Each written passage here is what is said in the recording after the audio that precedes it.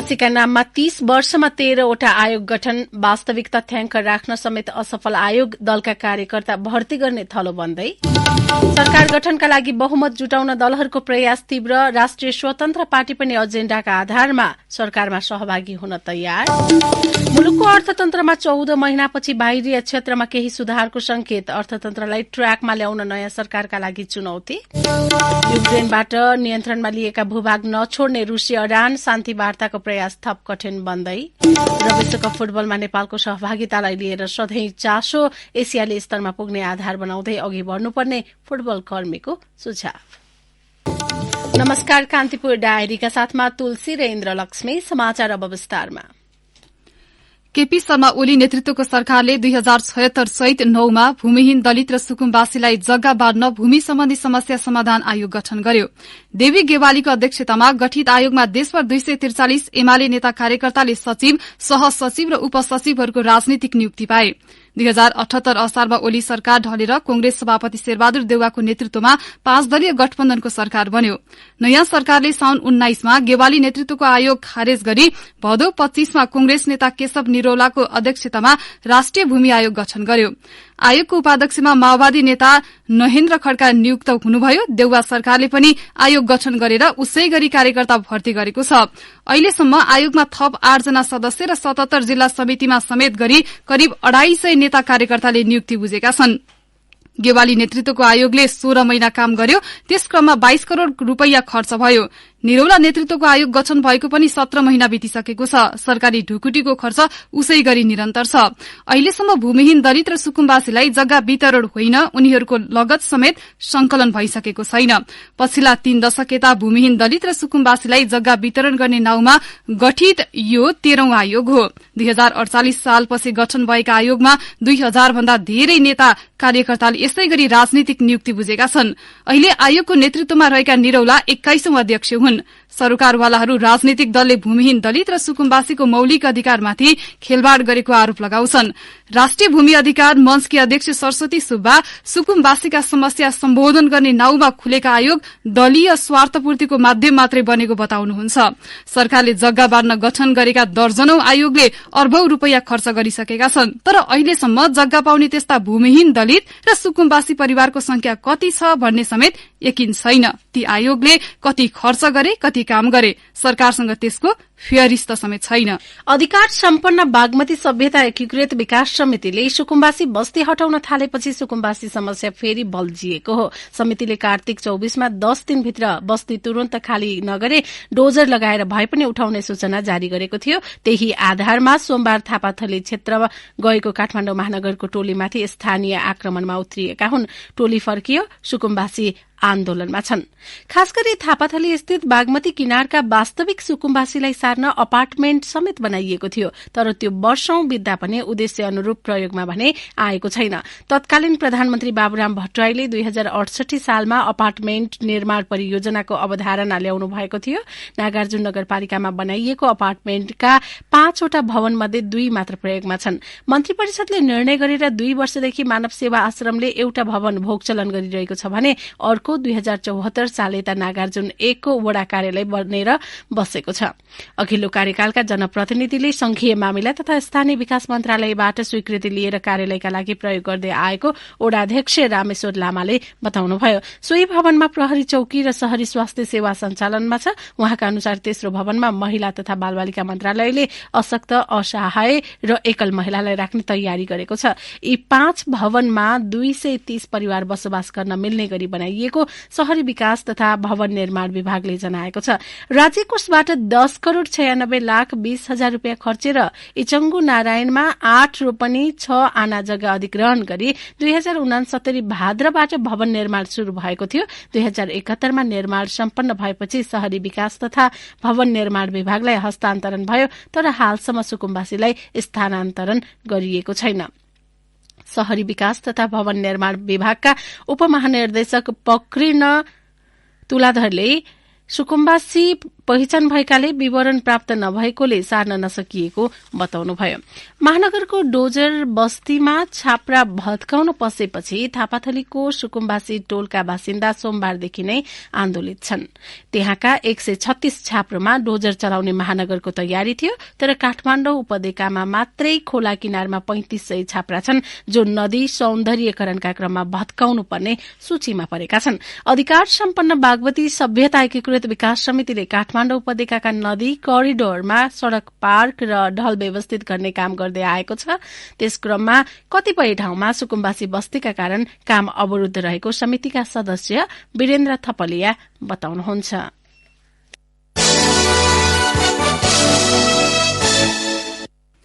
प्रतिनिधि सभा र प्रदेशसभा निर्वाचनको अन्तिम नतिजा नुहाउँदै खास गरी अहिलेको सत्तारूढ़ दलहरूले आगामी सरकार गठनका लागि समर्थन जुटाउने प्रयास थालेका छन्। नेपाली कांग्रेसले आफ्नो नेतृत्वको सरकार बनाउन जनमत पार्टी र नागरिक उन्मुक्ति पार्टीका नेताहरूसँग छलफललाई तीव्रता दिएका छन्।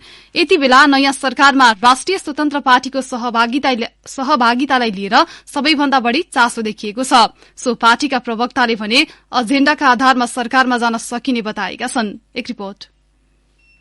प्रतिनिधि सभा निर्वाचनबाट कुनै पनि दलको बहुमत नआएपछि सत्ता समीकरणको पहल तीव्र भएका बेला राष्ट्रिय स्वतन्त्र पार्टीको आगामी कदमबारे सार्वजनिक र राजनैतिक वृत्तमा चासो प्रकट भएका छन्। स्थापना भएको केही महिनामा प्रतिनिधि सभा निर्वाचनमा प्रतिस्पर्धा गर्दै राष्ट्रिय दल बनेको पार्टीको सरकारमा सहभागिता के हुन्छ त? सो पार्टीका प्रवक्ता मुकुल ढकालले भने, हामी हेर्दैछौं समग्र चुनावको अन्तिम नतिजासम्म हामी यसलाई कुर्छौं अनि त्यसपछि अन्तिम नतिजा आइसकेपछि हाम्रो संख्या कति हुन्छ र त्यसपछि समग्र समीकरणहरू कस्तो तरिकाले अगाडि बढ्दै जान्छ राजनीतिक समीकरणहरू त्यो सबै कुरालाई हामी हेर्छौं र बाचा पत्रमा हामीले हाम्रो एजेन्डाहरू लेखिसकेका छौं र ती एजेन्डाहरू हाम्रा बाचाहरू पूरा गर्नको लागि जुन दलले वा जुन गठबन्धनले हामीलाई हाम्रो एजेन्डा पूरा गर्नको लागि स्वीकार गर्छ त्यो अवस्थामा हामी सरकारमा गएर या नगएर पनि हामी समर्थन गर्न सक्छौं। प्रत्यक्ष निर्वाचित कार्यकारी प्रधानमन्त्रीको एजेन्डा सहित निर्वाचनमा होमिएको स्वतन्त्र पार्टीले प्रतिनिधि सभाका लागि मात्र प्रतिस्पर्धा गरेको थियो। प्राप्त मत परिणाम अनुसार सो पार्टीले संघीय राजधानी काठमाडौँ, ललितपुर र चितवनका विभिन्न 7वटा निर्वाचन क्षेत्रमा जित हासिल गरेको छ।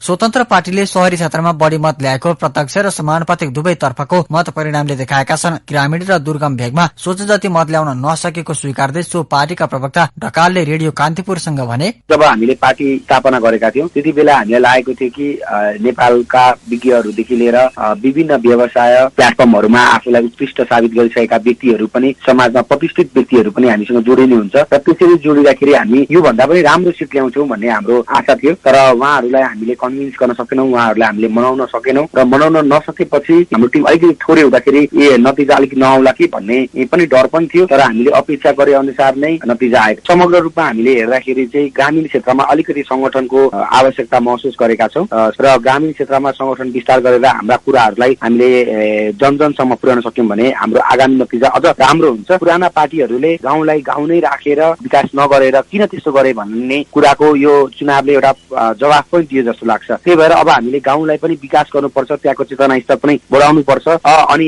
मात्र परिवर्तनको पक्षमा जनताहरू उभिन्छन्। संचारकर्म छाडेर राजनीतिमा आएका रवि लामिछाने नेतृत्वको राष्ट्रिय स्वतन्त्र पार्टीले प्रमुख दलको चुनौती पन्छाउँदै जित हासिल गरेको छ। कतिपय स्थानमा सो पार्टीका उम्मेद्वार दोस्रो स्थानमा रहे। 4 निर्वाचन क्षेत्र रहेको सुनसरीको 1 क्षेत्रमा दोस्रो तथा अन्य 3 क्षेत्रमा तेस्रो भएको छ। यी बाहेक कास्की क्षेत्र नम्बर 2, रूपन्देही क्षेत्र नम्बर 2 मा स्वतन्त्र पार्टीका उम्मेद्वारले राम्रै जनमत पाएका छन्। संसदीय यात्रा शुरू गर्न लागेको पार्टीबाट निर्वाचित काठमाडौँ क्षेत्र नम्बर 8 का विराज भक्त श्रेष्ठ बाहेक अन्य कसैमा पनि संसदीय अभ्यासको अनुभव छैन। त्यसैले अब सो पार्टीले संसदीय मूल्य मान्यताका आधारमा कसरी आफूलाई अघि बढाउँछ भन्ने चासो समेत देखिएको छ। त्यसबारे प्रवक्ता ढकाल भन्छन्, हाम्रा साथीहरू संसदीय अभ्यासमा अभ्यस्त हुनुहुन्न, तर पनि दुईटा कुरा हुन्छ, कि त पढेर जानिन्छ कि त पढेर जानिन्छ। हामी पढेर पनि हामी सिक्ने प्रयास गर्छौं र अभ्यस्त हुने क्रममा पढेर पनि हामी सिक्दै जान्छौं। तर जस्तो भए पनि नेपालको विगतको अनुभव र अन्तर्राष्ट्रिय अनुभवहरूमा पनि संसदीय अभ्यास कसरी अगाडि बढेको छ ती सबै कुरालाई अध्ययन गरेर मिहिन ढङ्गमा एकदमै छलफल गरेर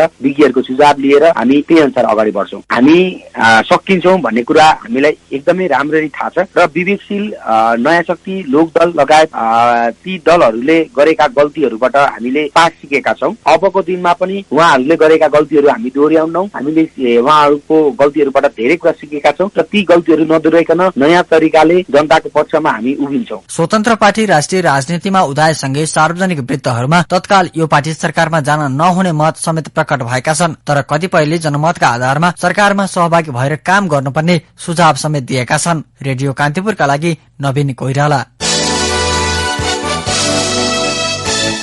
राष्ट्रिय स्वतन्त्र पार्टीका अध्यक्ष तथा चितवन 2बाट प्रतिनिधि सभा सदस्यमा निर्वाचित रवि लामिछानेले प्रयोग गर्दै आएको नेपाली नागरिकता प्रमाणपत्रमाथि प्रहरीले अनुसन्धान अघि बढाएको छ। लामिछानेले विदेशी नागरिकता परित्याग गरेपछि विधिवत रूपमा नेपाली नागरिकता नलिई पहिल्यै निष्क्रिय भइसकेको नागरिकता प्रयोग गरेको उजुरी परेपछि काठमाडौँ प्रहरी परिषदले अनुसन्धान थालेको हो। कान्तिपुर डायरीमा अब ब्रेकको पालो। ब्रेकपछि अब बाँकी प्रसंग। प्रतिनिधि सभाको प्रत्यक्ष नतिजा आउन बाँकी 3 क्षेत्रमा गठबन्धनका उम्मेद्वारले अग्रता बनाएका छन्। स्याङ्जा 2 र बाजुरामा नेपाली कांग्रेसले अग्रता कायम गरेको छ भने दोलखामा नेकपा माओवादी केन्द्र अगाडि छ। एउटा मात्रै निर्वाचन क्षेत्र रहेको बाजुरामा कांग्रेस उम्मेद्वार बद्री पाण्डे 11,076 मतका साथ अग्रस्थानमा हुनुहुन्छ। एमालेका उम्मेद्वार कर्णबहादुर थापाले 8,852 मत प्राप्त गर्नुभएको छ। कुल 60,152 मत खसेको यस क्षेत्रमा हालसम्म 20,636 मतगणना सम्पन्न भएको छ। त्यस्तै दोलखामा माओवादी केन्द्रका उम्मेद्वार गंगा कार्कीले शुरूआती अग्रतालाई कायम गर्नुभएको छ। कार्की 6,577 मतसहित अग्रस्थानमा रहँदा उहाँका निकटतम प्रतिद्वन्दी एमाले उम्मेद्वार बालकृष्ण शिवाकोटी 5,781 मतसहित दोस्रो स्थानमा हुनुहुन्छ। यसैबीच स्याङ्जा क्षेत्र नम्बर 2 मा कांग्रेसका उपसभापति धनराज गुरूङले अग्रता बनाउनु भएको छ। कांग्रेस उम्मेद्वार गुरूङले 22,120 मत प्राप्त गर्नुभएको छ। उहाँका निकटतम प्रतिद्वन्दी एमाले उम्मेद्वार पद्मा अरियालले 20,049 मत प्राप्त गर्नुभएको छ।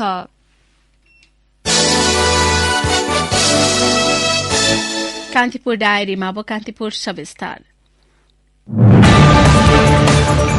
कान्तिपुर सविस्तार। विश्व फुटबलको सर्वोच्च निकाय फिफाले प्रत्येक 4-4 वर्षको अन्तरालमा फरक फरक राष्ट्रहरूमा आयोजना गर्दै आएको विश्वकप फुटबलको 22औं संस्करण एसियाली राष्ट्र कतारमा जारी छ। यसअघि एसियाली राष्ट्र जापान र कोरियामा सन् 2002 मा पहिलो पटक विश्वकप आयोजना भएको थियो। सन् 1930बाट शुरू भएको विश्वकप फुटबलमा नेपालको सहभागिता भने किन टाढिँदैछ?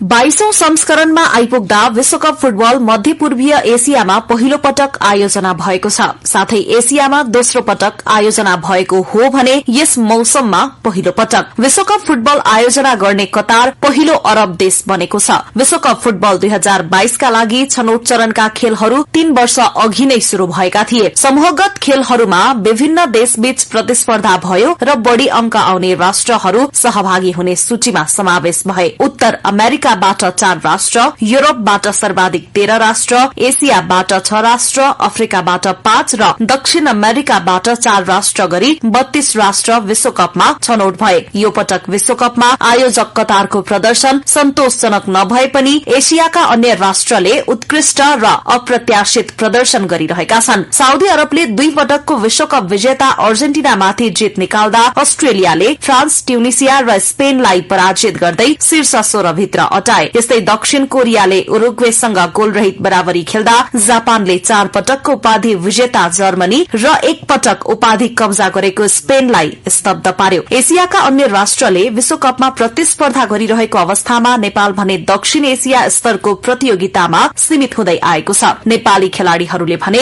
एसियामा आफ्नो स्तर सुधार्दै अघि बढ़नुपर्ने बताएका छन्। नेपाली राष्ट्रिय फुटबल टोलीका पूर्व कप्तान एवं सन् 1997 र 2001 मा 2 पटक विश्वकप छनौट खेलेका हरि खड्का भन्छन्, धेरै नै टाढा छ हैन, किनभने हामी साउथ एसियन रिजनमै हामी चाहिँ आफूलाई एउटा च्याम्पियनको रूपमा पुग्याउन सकेका छैन साफ च्याम्पियन्समा। त्यसपछि हामी एसियन लेभलमा जाने हो हैन। एसियन लेभलको हामी चाहिँ अब टप 4 मा पुग्न सक्यौं भने त्यसपछि हामीले वर्ल्ड कपको सपना देख्ने हो हैन। अहिले वर्ल्ड कपको सपना भनेको चाहिँ धेरै टाढाको कुरा जस्तो लाग्छ मलाई। जापान, साउदी अरेबिया, दक्षिण कोरिया, अस्ट्रेलिया, इरान लगायतका राष्ट्रले फुटबलमा राम्रो लगानी गरिरहेका छन्। ती राष्ट्रका खेलाड़ीले युरोपमा लीग खेलिरहेका छन्। अनुभवसँगै एक्सपोजर पनि राम्रै पाइरहेका छन्। विश्वकप खेल्ने खेलाड़ीहरूसँग उनीहरूले पहिल्यै खेलिसकेका छन्। त्यही अनुभव उनीहरूको प्रगतिको मुख्य कारण हो। हरेक पटक विश्वकप आउँदा नेपालले कहिले खेल्छ भन्ने प्रश्न उठ्ने गर्छ। तर नेपाली फुटबलको मेरुदण्ड मानिएको घरेलु राष्ट्रिय लीग समेत नियमित हुन नसकेको विडम्बना देखिएको छ। फुटबल गतिविधि बढ़ाउन र खेलाड़ी उत्पादनका लागि ठोस लगानी र योजना रहेको फुटबल क्षेत्रका जानकार पत्रकारहरूले बताएका छन्। फुटबल टोलीका पूर्व गोलकिपर एवं विश्वकप छनौटको खेलमा गोलकिपिङ प्रशिक्षक रहिसकेका मृगेन्द्र मिश्र भन्छन्, सकिन्छ नसकिने असम्म भनेको दिन छैन हो। तर राज्यले त्यसलाई अगाडि गर्नु देशै फुटबल मोए हुनु पर्यो। हामीले फोकस टार्गेट भनेर सरकारको प्लानिङ हुनु पर्यो, एन्डको प्लानहरू हुनु पर्यो। भौतिक क्रियादारहरू, ग्रासरुटहरू, के ट्रेनिङहरू छैन। यस्तै पारा भने यो सपनामा चाहिँ हामी देखाउने हामी नेपाल फुटबल खेल्नुला भन्ने सपनामा देख्ने हो। फर्स्ट साउथ एसिया हामी अलरेडी राम्रै छौँ। त्यसपछि हामी एसियनमा टार्गेट हुनु पर्यो, एसियन क्वालिफाइड हुनु पर्यो, एसियन च्याम्पियन हुनु पर्यो। त्यसपछि बल्ल वर्ल्ड कप। नेपालको ग्रासरुट प्रोग्रामहरू एकदमै राम्रो हुनु पर्यो होइन। क्लब वाइजहरूमा एकाडेमीहरू हुनु पर्यो, हरेक जिल्लामा एकाडेमीहरू हुनु पर्यो, लिग चाहिँ व्यवस्थित हुनु पर्यो, प्रोफेसनल टाइपको हुनु पर्यो। जुन देशमा राम्रो लिग हुन्छ त्यहाँ खेलाडीहरूले अक्सिजनहरू पनि पाउँछ, त्यो टिमको वर्ल्ड कप टिम पनि राम्रो छ। यो 3-4 कुराहरू सुधारको खण्डमा गए बल्ल नेपालले सपना साकार हुन्छ। विश्वकपमा कमजोर भनिएका राष्ट्रको उत्कृष्ट प्रदर्शनका कारण यसपटक उपाधि दावेदार राष्ट्र नकआउट चरण पुग्नबाट वञ्चित भए। यस्ता खेलले विश्वकपलाई रोमाञ्चक बनाइरहेको छ। विश्वकप इतिहासमा नसोचेको परिणाम निस्किएको यो पहिलो पटक भने होइन। फुटबल प्रेमीको ध्यान विश्वकपतर्फ आकर्षित भएका बेला धेरैको प्रश्न छ, आफ्नो राष्ट्रिय टोलीले कहिले विश्वकप खेल्ने होला? फुटबल विश्लेषक हिमेश बज्राचार्य भन्छन्, विश्वकपमा छनौट हुनु अहिले तत्काल सम्भव पनि छैन र यो एकदम निकै लामो प्रोसेस हुन्छ र यसमा धेरै लगानी चाहिन्छ। सरकारले म्याक्सिमम खेल्ने भनेको एसिया कपमा क्वालिफाइङ हुने। मेरो विचारमा नेपाल सबभन्दा पहिला दक्षिण एसियाको बिटबाट अगाडि बढ्नुपर्छ र एसिया कपको लागि ट्राई गर्नुपर्छ। विश्वकप धेरै पछाडिको कुरा हो। विश्वकप जित्नु भन्दा पनि विश्वकपमा क्वालिफाई हुने गाह्रो कुरा हो। एसियाले पाउने सिट भनेको जम्मा 5-6 सिट मात्रै हो। एसियामा अब्बल दर्जाको टिमहरू मात्रै सेलेक्ट हुन सक्छन्। चीनले जम्मा 1 छनौट भएको हुन्छ। नेपालको लागि एकदम यो गाह्रो पछि अब विश्व खेलकुदमा चाहिँ अब तपाईँ असम्भव भन्ने चाहिँ कुरा चाहिँ कहिले पनि हुँदैन होला। कुनै दिन नेपालले खेल्न पनि सक्छ होला। यी सबै हाइपोथेटिकल कुरा हुन्। अब यसको लागि धेरै लगानी धेरै कुराहरू चाहिन्छ। यो जुन चाहिँ तत्कालको लागि सम्भव छैन। नेपालले विश्वकप छनौट खेल्न थालेको 3 दशक भन्दा बढी भइसक्यो। नेपाल खेलेका 30 वटा म्याच मध्ये 4 खेलमा जित र 4 बराबरीमा टुंगिए भने 22 खेलमा नेपाल पराजित भएको छ। 30 खेलमा 22 गोल गरेको नेपालले 100 गोल खाएको छ। नेपालले पहिलो पटक सन् 1986 को विश्वकप छनौटमा सहभागी हुँदा पहिलो चरणमा दक्षिण कोरिया र मलेसियासँग प्रतिस्पर्धा गरेको थियो। हाल कतारमा जारी विश्वकप अघिको छनौटमा नेपाल फिफा वरियताका आधारमा एसियाको शीर्ष 35 भित्र परेपछि सिधै दोस्रो चरण प्रवेश गर्यो। सो क्रममा नेपाली टोली अस्ट्रेलियासँग 5-0 ले पराजित भयो। दक्षिण एसियामा नेपाल अहिले पनि फुटबलको पावर हाउस मानिएको छ। नेपालले बलियो राष्ट्र भारतलाई समेत थुप्रै पटक हराएको छ। तर दक्षिण एसियाली स्तरमा नेपाली फुटबलले पाएको सफलताकै आधारमा विश्वकप खेल्ने सपना तत्काल सम्भव देखिँदैन। रेडियो कान्तिपुरका लागि पूजनी श्रेष्ठ। कान्तिपुर सविस्ता।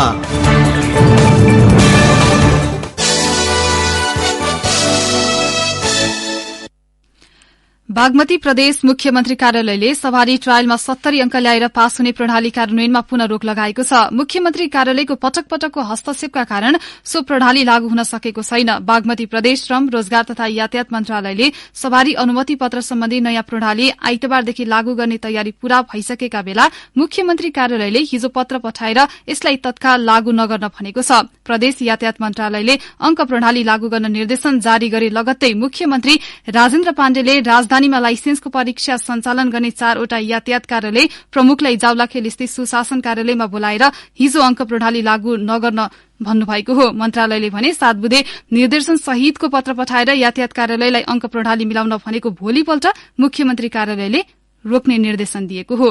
कान्तिपुर डायरीमा अब ब्रेकको पालो। पछि अब आर्थिक प्रसंग। मुलुकको अर्थतन्त्रमा 14 महिनापछि बाहिरी क्षेत्रमा केही सुधारको संकेत देखिएको छ। विनिमय संचितिमा सुधार, रेमिट्यान्स वृद्धि र आयातमा आएको कमीलाई त्यसको मुख्य कारण मानिएको छ। तर तरलता अभाव, ब्याजदर वृद्धि एवं मूल्य वृद्धिले आन्तरिक अर्थतन्त्रलाई भने दबावमै राखेको छ। अर्थतन्त्र जोखिमकै अवस्थामा रहेकोले आगामी सरकारका लागि यो चुनौती देखिएको छ। निर्वाचनको मत परिणाम अन्तिम चरणमा पुगिरहँदा आगामी सरकार कसको नेतृत्वमा बन्ने आम चासो छ। कठिन अवस्थाबाट गुज्रिरहेको मुलुकको अर्थतन्त्रलाई जोगाउन आगामी सरकारले कस्तो आर्थिक नीति ल्याउँछ भन्ने चासो पनि उत्तिकै छ। राष्ट्र बैंकको पछिल्लो तथ्याङ्कले विदेशी विनिमय सञ्चिति 9 अर्ब 48 करोड़ डलर देखाएको छ, जुन 8.5 महिनालाई वस्तु तथा सेवाको आयात धान्न सकिने अवस्थामा छ। शोधान्तर स्थिति पनि 12 अर्ब 43 करोड़ रुपियाँले बचतमा छ। रेमिट्यान्स 16 0.8% वृद्धि भएर 2 खर्ब 81 अर्ब रुपियाँ आएको छ। यसले अर्थतन्त्रको बाहिर क्षेत्रलाई केही सन्तुलित बनाए पनि आन्तरिक अर्थतन्त्र चौपट अवस्थामा छ। बैंक तथा वित्तीय क्षेत्रमा लगानी योग्य रकम तरलताको अभावसँग उच्च ब्याज दर कायमै छ। यसले साना तथा मध्यम वर्गीय ऋणीहरू सबैभन्दा बढी प्रभावित भएका छन्। 8.5% को मूल्य वृद्धिले सर्वसाधारणको भान्सा समेत महँगिएको छ। उत्पादन वृद्धि हुन नसक्दा परनिर्भरता थप बढाउँदै लगेको छ। आगामी सरकारले अर्थतन्त्रको चुनौतीलाई कसरी सम्बोधन गर्छ भन्ने चासो सर्वत्र छ। संरचनागत जड चिर्न नसक्दा अर्थतन्त्रले लय समात्न सकिरहेको छैन। नेपाली कांग्रेसका महामन्त्री एवं नवनिर्वाचित सांसद गगन थापा पनि सरकारको अबको प्राथमिकतामा अर्थतन्त्रको निकास हुने दावी गर्छन्। सबैभन्दा पहिला सेन्स अफ अर्जेन्सी हुनु पर्यो कि म एक खालको अभूतपूर्व समस्याबाट हामी अभूतपूर्व संकटतर्फ जाँदैछौँ भन्ने प्रधानमन्त्रीको कुर्सीमा बस्नेले फर्स्ट थिङ यो एक प्रकारको संकटको जस्तो अवस्था हो सोच्नु भयो। मैले गहिरो कस्तो देख्छु भने प्राइभेट सेक्टरसँग गभर्मेन्टको रिलेसन, हाम्रो रिलेसन भनेको चाहिँ नदीको दुईटा किनारमा जस्तो भयो। पार्टनर र पार्टनरको बिचको लेभल अफ ट्रस्ट के हुन्छ? उनीहरूको बिचमा खुला छलफल हुनु पर्यो, पारदर्शी छलफल हुनु पर्यो। नेपालको प्राइभेट सेक्टर र सरकार चलाउने मान्छेको बिचमा खुला छलफल किन हुँदैन? किन पारदर्शी छलफल हुँदैन? किन एक ठाउँ बसेर छलफल हुँदैन? सत्ताको लागि जस्तोसुकै गठबन्धन वा तालमेल गर्न पनि नपर्ने दलहरू आर्थिक एजेन्डा पनि फरक फरक हुने गरेको छ। सरकार फेरिए लगतै आर्थिक नीति पनि अस्थिर हुने गरेको निजी क्षेत्रले गुनासो गर्दै आएको छ। मुलुकको अर्थतन्त्रले निकास पाउन नसक्नुको कारण अस्थिर राजनीति प्रमुख कारण भएको उनीहरूको गुनासो छ। अहिलेकी व्यवस्था र संयन्त्रबाट अर्थतन्त्रले निकास नपाउने भन्दै पूर्व अर्थमन्त्री एवं एमाले उपाध्यक्ष विष्णु पौडेल अर्थतन्त्रको निकासको लागि साझा धारणा बनाउनु पर्ने तर्क गर्छन्। नीति निर्माणको प्रश्नमा हामी नेतृत्वमा बसेर आफ्ना सोचहरू इम्पोज गर्ने जो तरिका अवलम्बन गर्छौँ अर्थ जगतका समस्याहरूलाई चिम्न समाधान गर्न सक्दैनौँ भन्ने मलाई लाग्छ। सरकार, निजी क्षेत्र, सहकारी क्षेत्र लगायतका आर्थिक क्षेत्रका सबै पक्षहरूको सहभागितामा समस्या के हो एउटै टेबलमा बसेर छलफल गर्नु पर्यो। वित्तीय क्षेत्रको नियामक निकाय राष्ट्र बैंकले भने मुलुकको अर्थतन्त्र अब सामान्य अवस्थामा फर्किन थालेको दावी गरेको छ। बाहिरी क्षेत्रमा सुधार आइसकेको र आन्तरिक तर्फ पनि सुधारको क्रममा रहेकाले धैर्य गर्न गभर्नर अधिकारीले निजी क्षेत्रलाई आग्रह गरे। बाहिर क्षेत्रमा केही उपायहरू अपनाइयो, राज्यको तर्फबाट केही वस्तुहरूमा बन्देज पनि लगाइयो आयातमा। नेपाल राष्ट्र बैंकको तर्फबाट पनि केही पोलिसी रिलेटेड मेजरहरू लिइयो, सँगसँगै मार्जिन लगायतका व्यवस्थाहरू पनि गरियो, जसको असर स्वरूप पछिल्लो 3 महिना 12 अर्बको नेटिज रुपी टाउनमा अर्थमन्त्री जनार्दन शर्मा भने अर्थतन्त्रको वर्तमान अवस्थालाई लिएर गलत प्रचार मात्रै गरिएको दावी गर्छन्। अर्थतन्त्र नबुझेकाले गलत प्रचारबाजी गरेको भन्दै अर्थमन्त्री शर्मा राजनैतिक लाभको भाषण प्रयोग गर्छन्। आफ्नो कार्यकालमा आयातमा कमी तथा निर्यात प्रवर्धन, बाहिरी क्षेत्रमा सुधार, विद्युत निर्यात आदि कारणले अर्थतन्त्रको आगामी दिन सुखद रहेको मन्त्री शर्माको तर्क छ। अबको नेपालको अर्थतन्त्रको लागि नयाँ आयामहरू खोल्नुपर्छ। हाम्रो पानीको सही ढंगले सदुपयोग गर्ने, हाम्रो विद्युतको सही ढंगले सदुपयोग गर्ने, त्यसबाट ग्रीन हाइड्रोजन र ग्रीन एमोनियाको युग आइसक्यो। त्यो महत्त्वलाई बुझ्ने, लगानीलाई यहाँ केन्द्रित गर्ने र त्यसबाट मात्रै आज इन्धन आयात गर्ने, यो देशले भोलि इन्धन निर्यात गरेर त्यसमा पुग्छ। हामी केही 1 दशक भित्रै हामी गर्न सक्छौँ। नेपालको कुरा हामीले गरिरहँदा हाम्रो भविष्य उज्जवल छ। जोखिममा रहेको अर्थतन्त्रलाई ट्र्याकमा ल्याउन केन्द्रीय बैंकले विभिन्न मौद्रिक नीतिमा विभिन्न नीतिगत व्यवस्था गरेको छ, तर परिणाम आइसकेको छैन। अर्कोतर्फ सरकारको पुँजीगत खर्चमा आएको ह्रासले अर्थतन्त्रको अन्य क्षेत्रलाई समेत दबाव राखेको छ। अर्थतन्त्रको चापलाई सन्तुलनमा ल्याउन आगामी सरकारले कस्तो योजना ल्याउँछ सर्वत्र चासो छ। रेडियो कान्तिपुरका लागि असीम सापकोटा।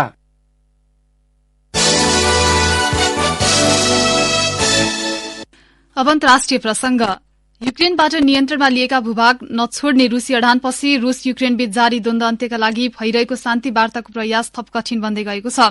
रूसी राष्ट्रपति भ्लादिमिर पुटिनले युक्रेनबाट आफूले कब्जा गरेका नयाँ क्षेत्रलाई रूसी भूमिका रूपमा मान्यता दिनुपर्ने शर्त अघि सारेपछि वार्ताको वातावरण थप जटिल बन्दै गएको बीबीसीले जनाएको छ। क्रेमलिनले आफू वार्ताका लागि तयार भए पनि युक्रेनबाट आफ्नो नियन्त्रणमा आइसकेका भूभाग छाड्नुपर्ने पश्चिमा देशको माग पूरा गर्न नसक्ने स्पष्ट पारेको हो। रूसले गत सेप्टेम्बरको अन्त्यमा आफूले कब्जा गरेका 4 युक्रेनी क्षेत्रलाई गैर कानूनी रूपमा आफ्नो देशको भूभागका रूपमा विस्तार गरेको थियो। अब खेल प्रसंग। साउथ कोरियाले पोर्चुगल विरूद्ध रोमाञ्चक जित निकाल्दै विश्वकप फुटबलको अन्तिम 16मा पुग्न सफल भएको छ। साउथ कोरियाले पोर्चुगलमाथि 2-1 गोल अन्तरको जित निकालेको हो। खेलको इन्जुरी समयमा ह्वाङ ही च्यानले गोल गर्दै साउथ कोरियालाई सनसनीपूर्ण जित दिलाएका हुन्। खेलको 5औं मिनटमा रिकार्डो होर्टाले गोल गर्दै पोर्चुगललाई अग्रता दिलाएका थिए। 27औं मिनटमा किम यङ गोनले खेल बराबरीमा ल्याएका थिए। 62% खेल अवधिमा बल पोजेसन पोर्चुगलको पक्षमा रहे पनि दक्षिण कोरियाले आफ्नो प्रहारलाई गोलमा परिणत गर्न सफल हुँदा नकआउट चरण प्रवेश सम्भव भएको हो। पोर्चुगल समूह विजेता बन्दै यसअघि नै नकआउट चरणमा प्रवेश गरिसकेको थियो। सोही समूहको गए राति भएको अर्को खेलमा उरुग्वेले घानामाथि 2-0 को जित हात पार्यो। समान अंकका बावजुद गोल अन्तरका आधारमा उरुग्वे प्री क्वार्टर फाइनलमा पुग्न सकेन। यससँगै 2 एसियाली टोली जापान र साउथ कोरिया नकआउट चरण प्रवेश गर्न सफल भएका छन्। यसैगरी समूह जी अन्तर्गत गएराती भएको खेलमा क्यामेरूनले ब्राजिललाई स्तब्ध पारे पनि अर्को चरण प्रवेश गर्न सकेन। समूह विजेता ब्राजिलमाथि क्यामेरूनले 1-0 को जित निकालेको हो।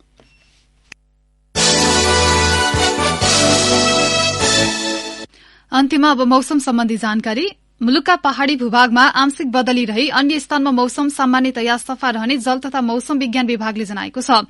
केही बेर अघि न्यूनतम तापक्रम 8 डिग्री सेल्सियस मापन गरिएको काठमाडौँ उपत्यकाको अधिकतम तापक्रम आज 21 डिग्री सेल्सियससम्म पुग्ने विभागको अनुमान छ। सूर्योदय बिहान 6:38 भयो भने सूर्यास्त भरे साँझ 5:08 हुनेछ। हवस्, त्यही नै प्रसंगसँगै कान्तिपुर डायरीको यो बुलेटिन यही सकिन्छ। तुलसी र इन्द्रलक्ष्मी विदा हुन्छौं। नमस्कार।